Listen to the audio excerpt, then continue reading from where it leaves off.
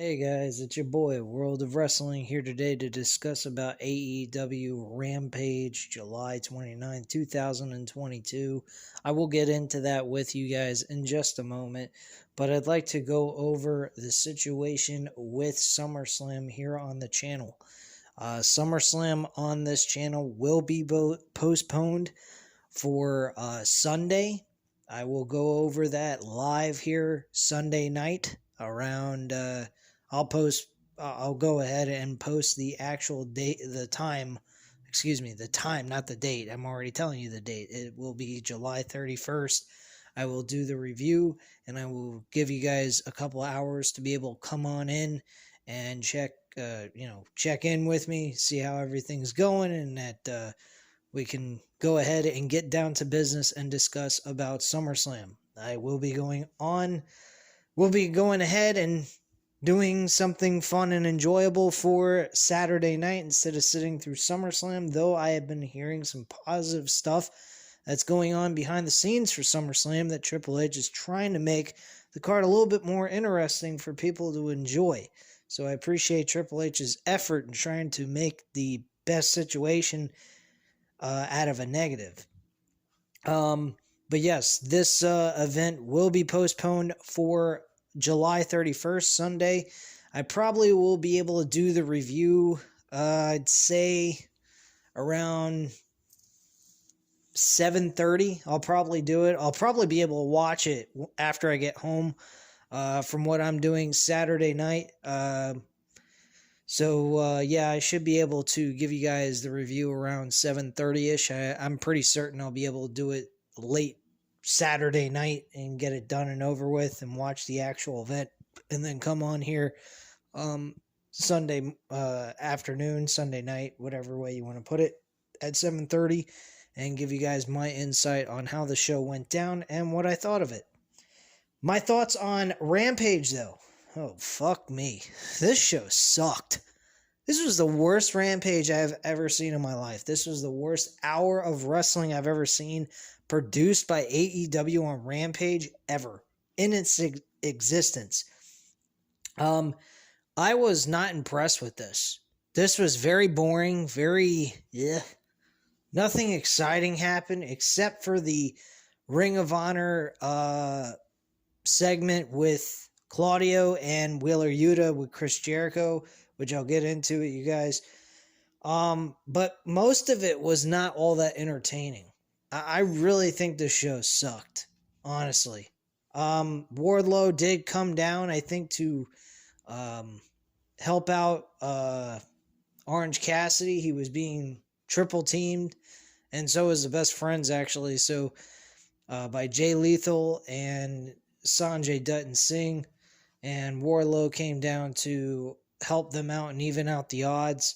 So that was, I guess we might see Jay Lethal compete for the TNT Championship.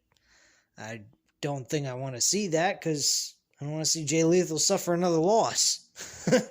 Now, if you want to put Wardlow against Singh in a TNT Championship opportunity and you have Wardlow beat Singh, I'd be fine with that. That's cool with me.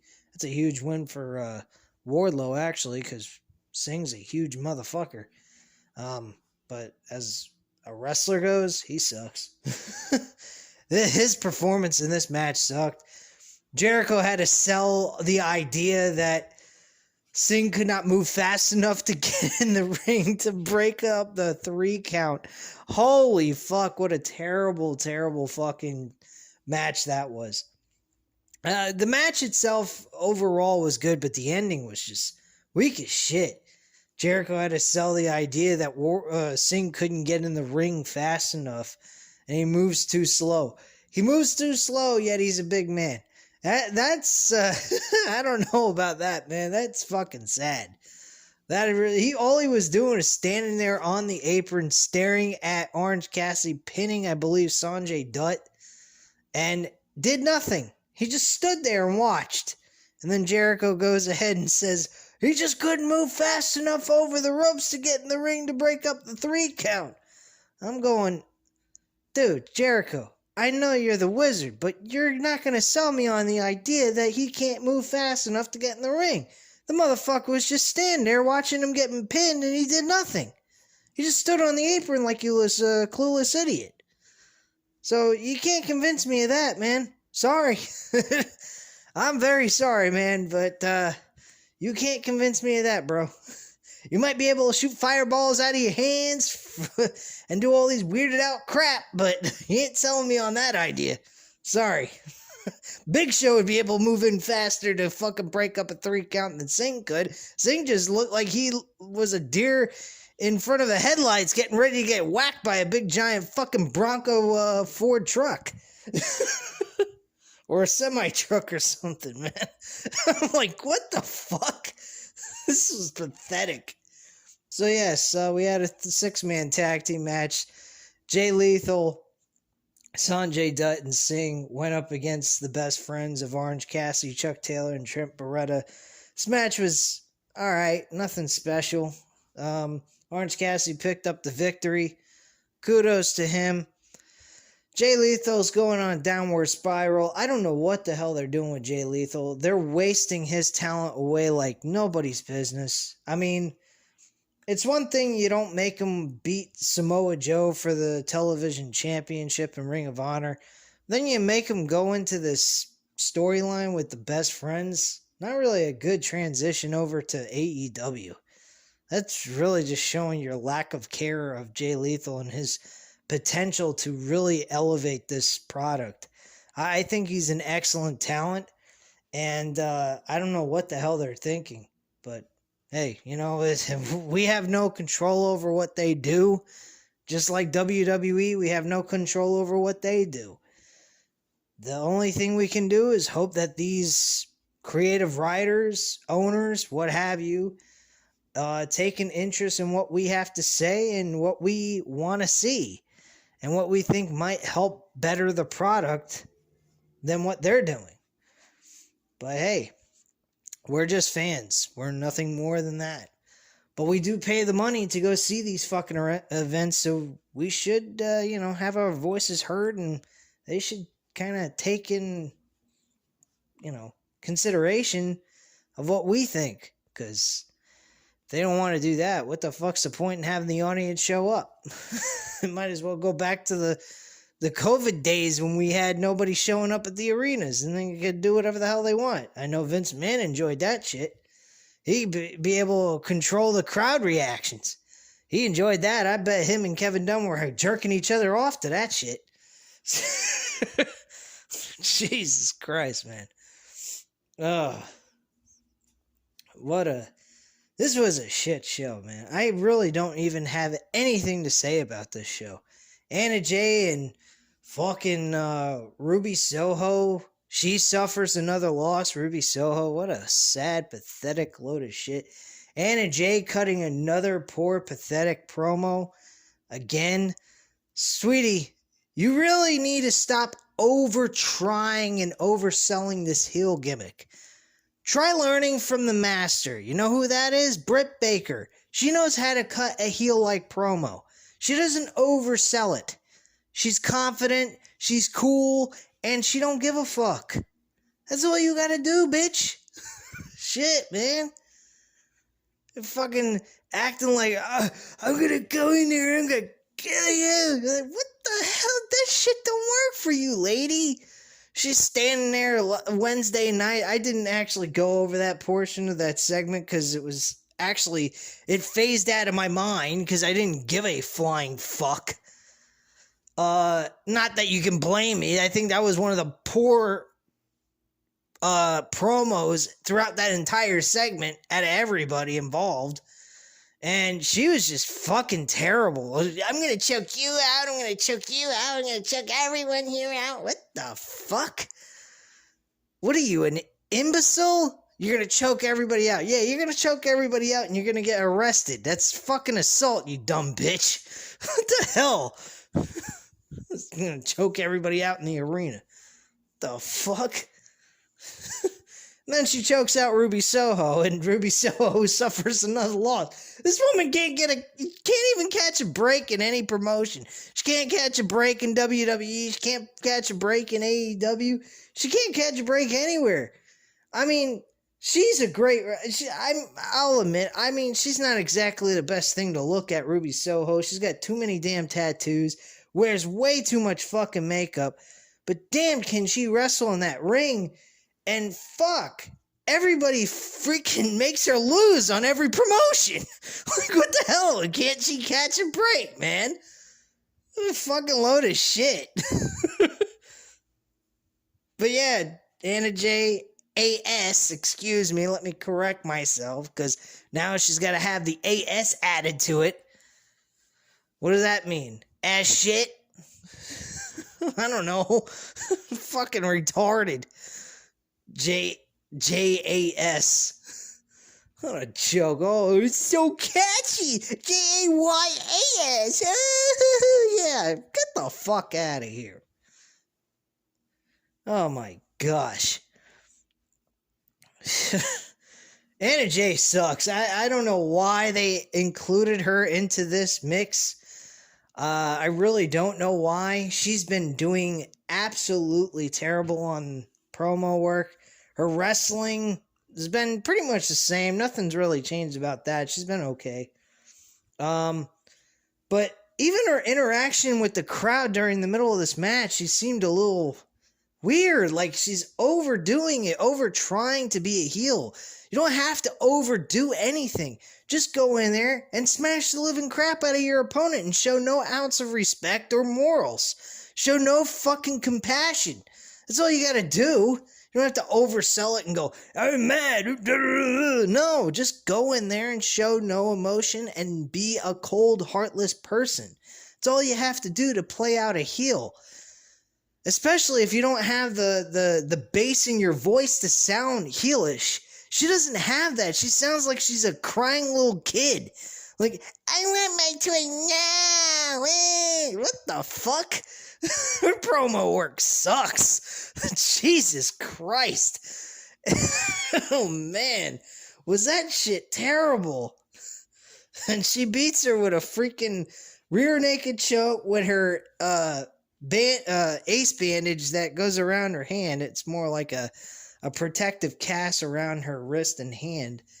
And she's choking her out with it underneath her wrist and arm and everything. And I'm going... And Aubrey, the referee in the match, his fucking back is turned looking at some other shit. I didn't catch that or know what the hell it was that distracted her.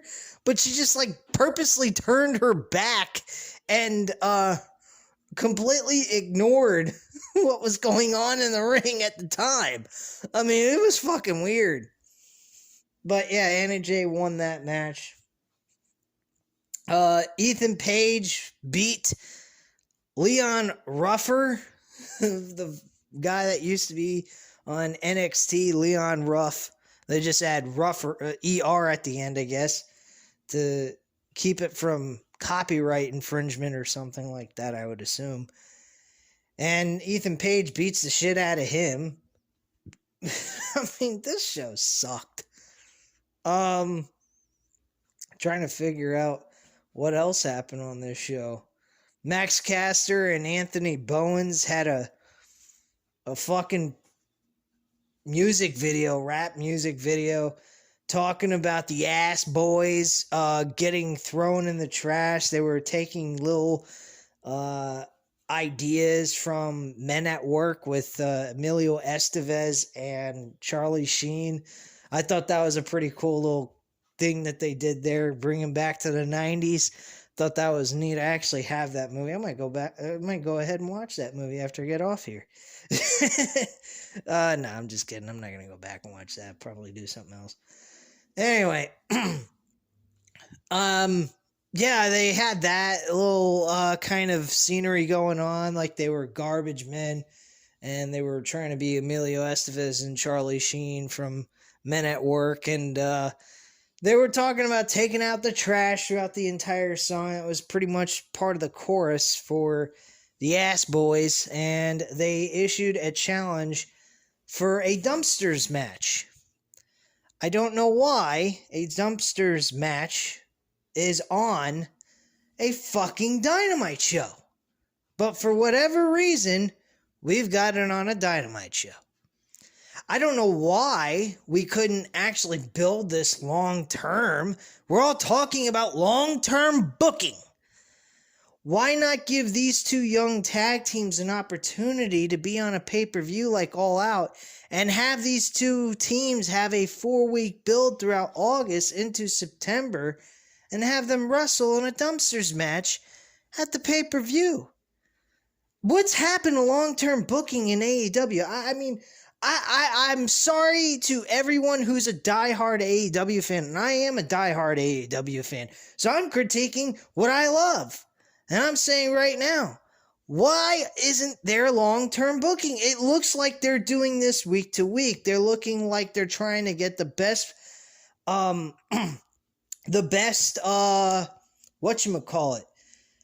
best gimmicky matches they can throw on a card for the next week on Dynamite, because it just seems like they are really desperate for ratings right now. They are I think they are concerned. Secretively, I think TK is very concerned about his ratings. I don't think it's TNT getting on his case about it, or TBS. They're the same corporation anyway. But Turner Media, I don't think they're getting on his case so much about it. I think it's just more him per se, that he's very concerned about the ratings. He really figured at this point, with the addition of Adam Cole, CM Punk, all these great wrestlers that came from WWE's NXT, moved them over to AEW, put them in a bigger spotlight, and made them more important than what they would have been in the main event scene, or the main roster scene, I should say. He just seems to me like he is really trying to book gimmick matches to get more people interested in seeing these shows. And these matches that he's booking are good. Why can't we just build them up to the next pay-per-view? It seems like he's booking pay-per-view type of events month to month, and then also throwing gimmick matches week to week so that somebody can actually be interested in watching the show the next week. I don't like that. I really feel that is desperate. And it really looks like they're not doing what they were doing before. And that's a little alarming to me. I think Brody King and Darby Allin also has a coffin match next week. So we have two gimmick matches thrown on the Dynamite card. Now, don't get me wrong. These matches aren't terrible. They're not horribly booked. They do have purpose and meaning behind them. But why not stretch it out and give more emphasis and more importance to it, and then book it for the pay-per-view? You got a month and a week left. Book it as a build and then put it on the pay-per-view. You get a lot more out of it. These matches are pay-per-view matches, for God's sakes, man. Book these matches and make them important. They are good concepts, they're good ideas, and build them up for a fucking match at the pay-per-view event. It's well worth it. You get more out of it. Unfortunately, we're not getting that here on AEW lately, which is really a concern to me.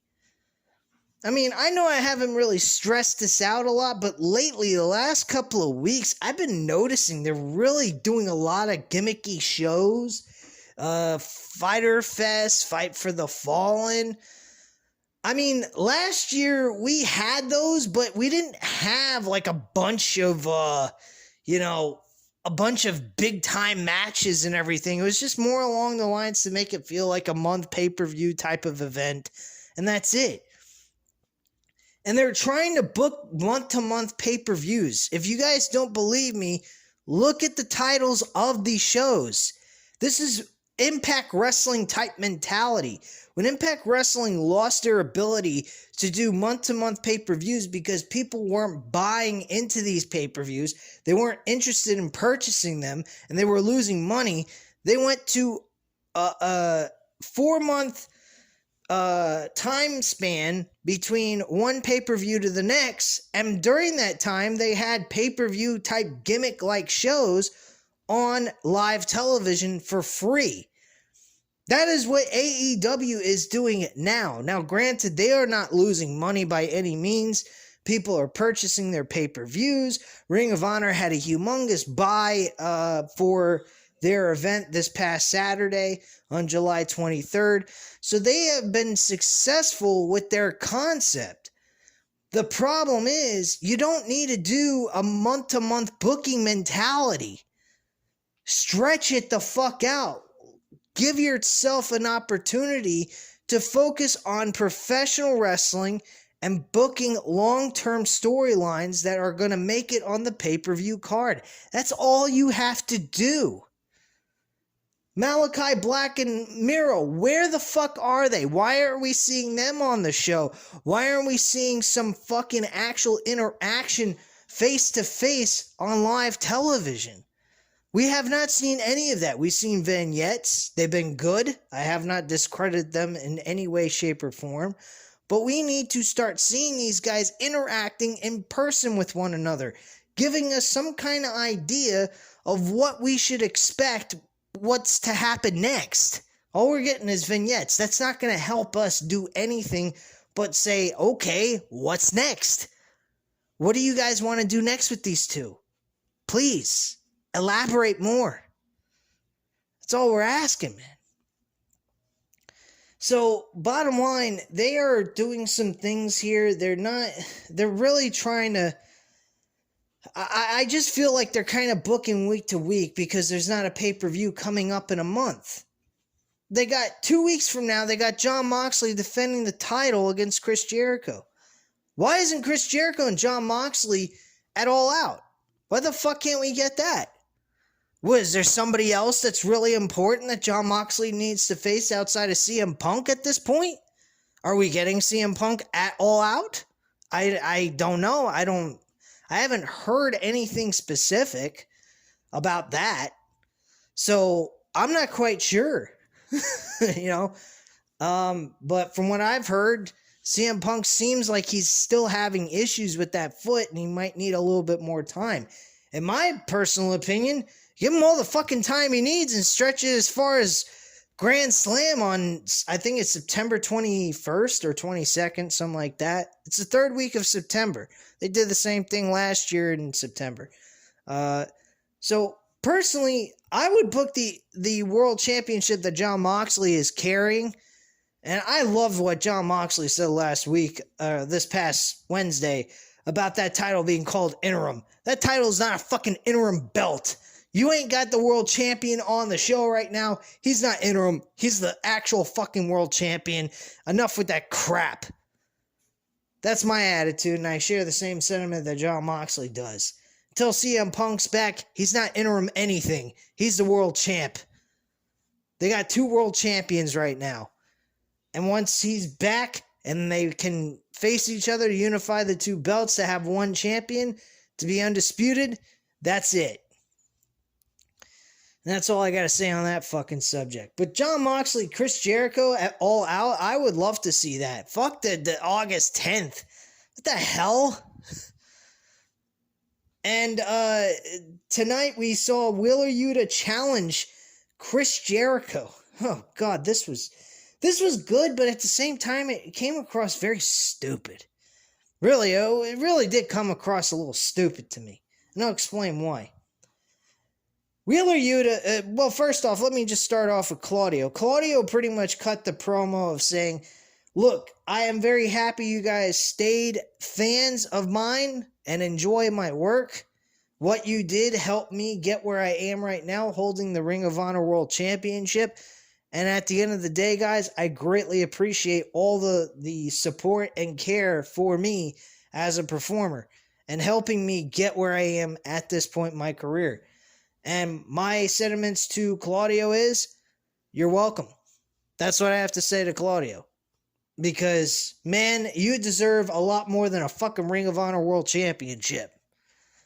That's all I got to say about that. But that's a nice place to start. That's all I got to say.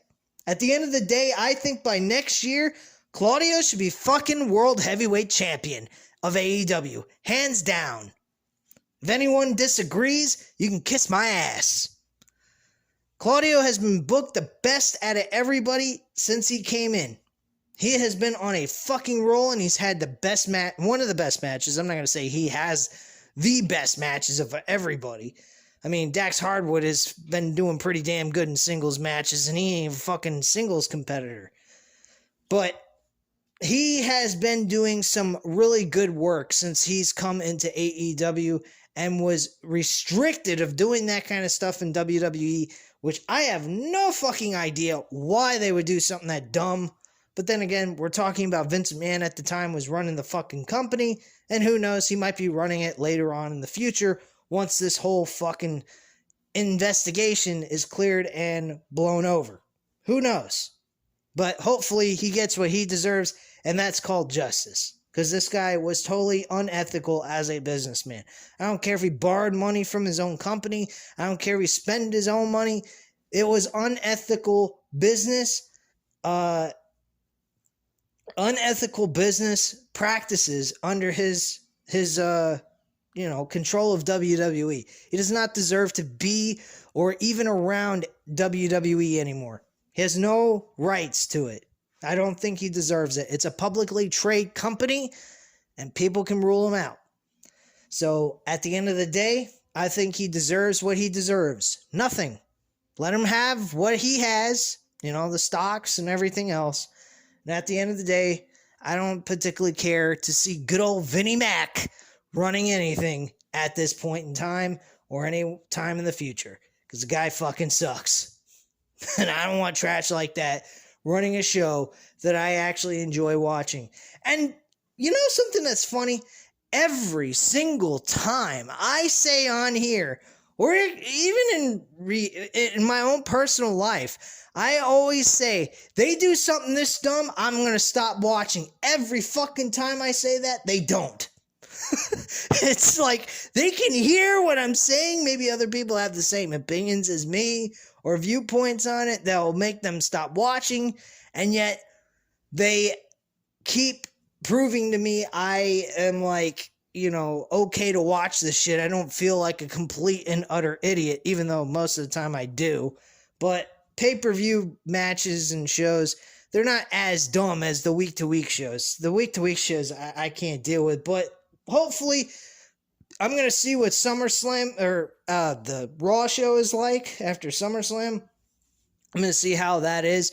I'm going to see if there's actually some more changes taking place. There was a little bit of changes on WWE Raw this past week. I don't know how SmackDown was. I haven't watched it yet. Probably won't. But Raw had some segments and some things that took place that I thought was pretty decent. It was actually somewhat of an improvement. The people talking on the microphone seemed a little bit more loose. They didn't seem so weird. The 24/7 championship was off the show completely. That's a huge plus in my book. I mean, that 24/7 championship really weaked that fucking show a lot, too. Besides a million other things that they did wrong with the damn show. But that was one of the huge decisions they did on that show this past Monday that I thought was a very smart move. So they made some small changes. I gotta give them that. But still, the show is a fucking shit show. I mean, it was passable for what it was from what I've heard from other people. But personally, I still don't see that much of a huge change. But then again, it was the first time under a full week of Triple H doing things. So I'm going to give them some more time. If I continue to see week after week that they're making effort, they're making changes, and they're trying to get people excited about the show, maybe sometimes they don't always do it right. But if they do it with effort and they show that they care, that's all that matters to me. Look, AEW, I'm criticizing it, yes, but do I see them trying to put effort into it? Do I see them making it into some kind of fucking joke show? No, they're not. They're really trying to do the best they can. TK, what he is doing right now that I just criticized, he is doing it because he cares. He's not doing it because he's an idiot or trying to just throw shit on a show just for the sake of throwing stuff on a show. He's doing it because he sees that gimmick matches gave him a huge rating pop. I get that, but you can't do that every single week. You got to deliver on the storylines that are going to head into the pay-per-view that's coming up in the next month or so. So if you are not into long-term booking, your show is going to suffer. And lately, in my book, outside of the pay-per-views they put together, the shows have not exactly been all that crazy and exciting as they have been in the past. As the last couple of months have gone, I think with the back-to-back pay-per-views, we have had 3 back-to-back-to-back pay-per-views. We had a fucking AEW Double or Nothing. We had the Forbidden Door with New Japan Wrestling. That's 2 in June. And then in July, we had Ring of Honor. And now we're going to have in September, if we didn't have a pay-per-view in August, it would have been another pay-per-view 4 months in a row, but we're going to be going to the very first week of September to have a pay-per-view event. So, they got to cut back on the pay-per-views. They need to focus more on building more long-term storylines that go to the pay-per-views in the future, and that's what they need to focus on, and stop trying to do so much on these shows to make them feel like they're a pay-per-view type of event. They don't need to do that. That's where their problem lies. So, going back to Chris Jericho and Wheeler Yuta. Chris Jericho and Wheeler Yuta, they actually had a confrontation with each other during the Claudio announcement. And Wheeler Yuta was introduced by Claudio. So Wheeler Yuta came out. He was talking about his performance against Daniel Garcia. He's actually gained a lot of confidence in beating a guy like Daniel Garcia from the JAS. And he's interested in, he's, having a celebration and very excited about the big win. And Jericho came off of the commentary booth, and he stands up with the microphone in his hand, and he says, "You know what? I keep hearing you talk. I'm going to stick my foot so far up your ass." He said, "I'm going to stick my foot straight up your ass." And he's like, "Really? You're going to stick your foot up my ass? Okay, well, let me give you an opportunity. I'm so confident enough after beating Daniel Garcia, one of your boys, why don't I beat you? Because I'm confident enough I can beat you." And he's like, "No, you can't beat the Wizard. You can't beat me." And he's like, "Yes, I can." He's acting like a child. I mean, he comes across like he's a fucking crybaby because Wheeler Yuta's saying, "No, you can't," or "Yes, I can," and whatnot. And I'm going, what? This is like WWE type shit. What kind of fucking what is going on with AEW and some of their promos lately? This is not the kind of Jericho I'm used to. This is not the Jericho we've seen in Inner Circle. He wasn't like this in the Inner Circle. He didn't act like a fucking child. This is like what he sounded like when he was in WWE. What the hell is this?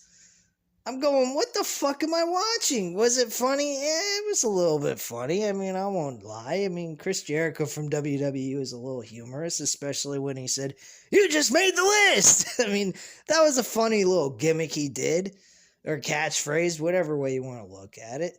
And he carried around a clipboard. I thought that was funny, but that's not the Chris Jericho of now. Chris Jericho's cool. Chris Jericho isn't about trying to put on smiles. Chris Jericho's about trying to elevate the product.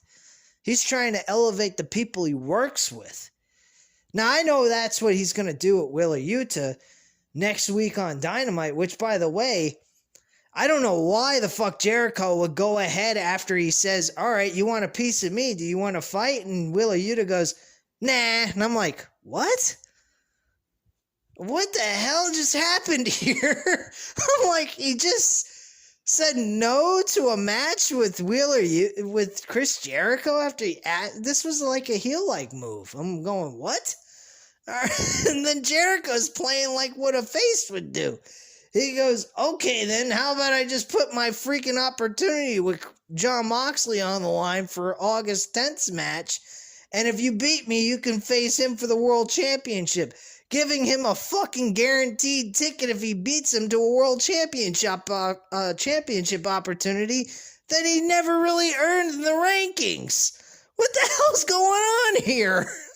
Like, you'd think he'd say, okay, well then you put your Pure Wrestling Championship on the line if you lose against me. And that would have just painted them in a fucking corner anyway.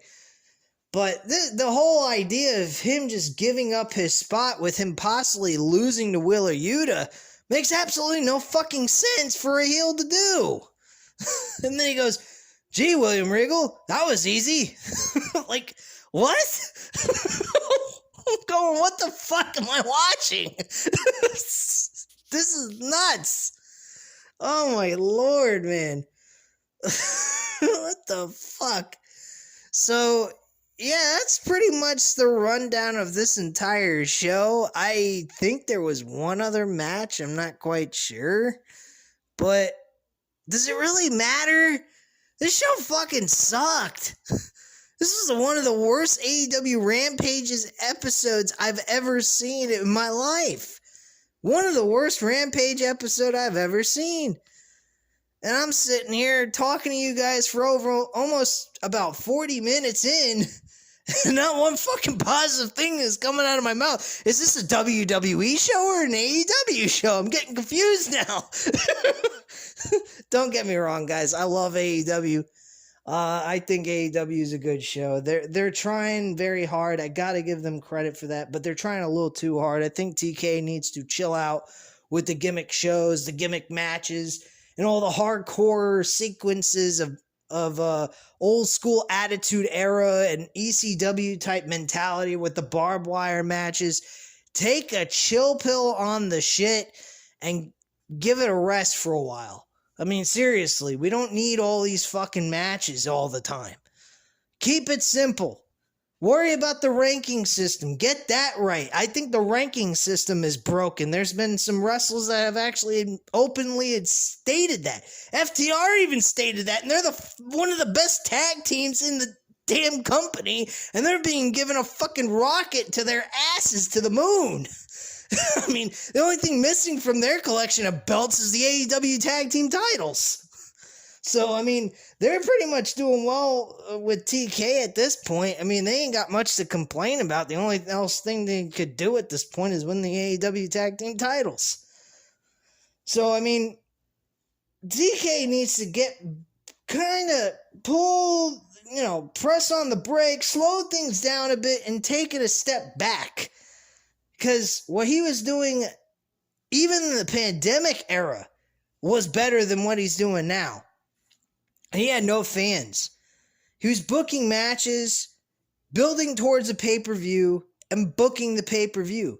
Now he's acting like he's got a pay-per-view every fucking month to build to. This is not something he needs to concern himself with. Use the storylines to elevate the Dynamite and Rampage shows, and that's it. It's that simple. If you want to throw in a really good, entertaining matchup that people are going to be excited for once out of the month, okay, fine, do that.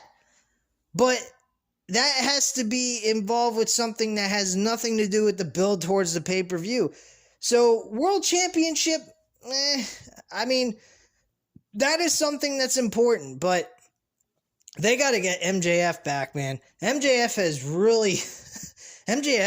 really an important asset to this fucking company. Eddie Kingston, I don't know what the fuck he's doing. He lost to Jericho. No fucking acknowledgement about that. Is that going to continue? I don't think so. Not after we are seeing Chris Jericho challenge for the World Heavyweight Championship against Moxley. So I don't think we're getting anything for that at all. I think Eddie Kingston's done, and that's it. What? Come on, man.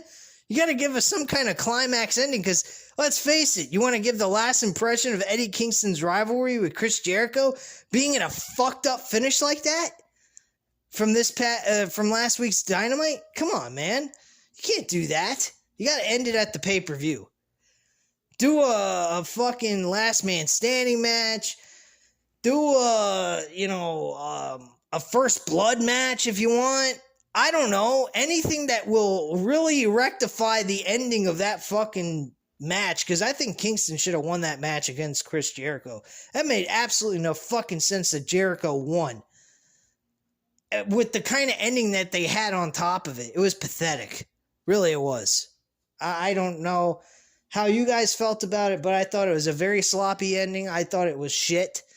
And it was only an ending that should be continuing for those two to face each other at All Out. And at this point, there hasn't been any quite notification to any of the audience yet that that's still going on, or it has ended. More than likely, it looks like it's ended at this point, because it's been a week and there's been no kind of clues that there's going to be something taking place with these guys at All Out. Now, the only other thing I can think of is Eddie Kingston fucks over Jericho at the World Championship opportunity he has on August 10th, and that's about the only other way I can think of that would get Kingston and Chris Jericho at it one more time at All Out, and they do something that kind of adds up to the title of the pay-per-view, and they go all out with the match that they're going to have. That's the only other thing I can think of at this point. But anyway, guys, enough with the show. I appreciate you guys for coming in, taking a look at the video. If you enjoyed this video, hit the like button. Hit the subscribe button if you're not already subscribed to the channel. And as always, leave a comment down below. I'll definitely get back to you on that. And I thank you guys very much for watching. Have a great night, guys. Bye.